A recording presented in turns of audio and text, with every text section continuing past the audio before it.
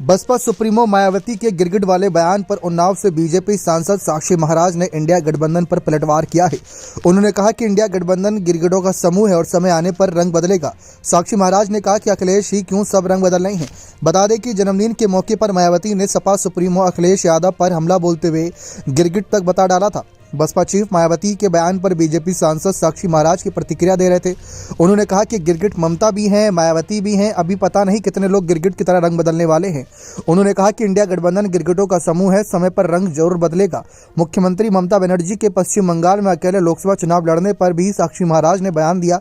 उन्होंने कहा कि मैंने शुरू में ही भविष्यवाणी की थी कि लोकसभा चुनाव नजदीक आने दीजिए, इंडिया गठबंधन हो जाएगा। साक्षी महाराज ने कहा कि 22 जनवरी को रामलला अयोध्या विराजमान हो गए। राम मंदिर के उद्घाटन से इंडिया गठबंधन वाले सोच नहीं पा रहे हैं कि अब आगे क्या करें।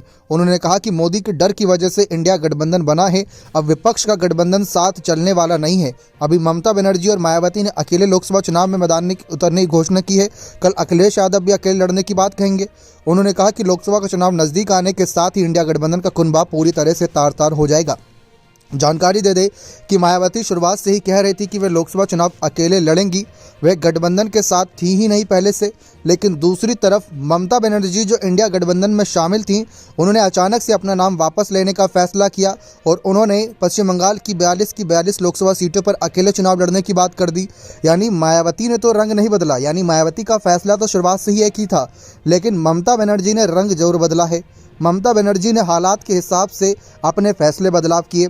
तो साक्षी महाराज जी के बयान पर कहीं ना कहीं जो मायावती को गिरगिट बताया जा रहा है वह शायद थोड़ा गलत हो सकता है, क्योंकि मायावती ने शुरुआत से कोई ऐसा काम नहीं किया जिससे कह सकते कि उन्होंने रंग बदला हो, उन्होंने किसी को धोखा दिया हो, क्योंकि उनका स्टैंड शुरुआत से ही क्लियर था कि वह लोकसभा चुनाव अकेले ही लड़ेंगी। बने रहें चैनल के साथ। बहुत बहुत धन्यवाद।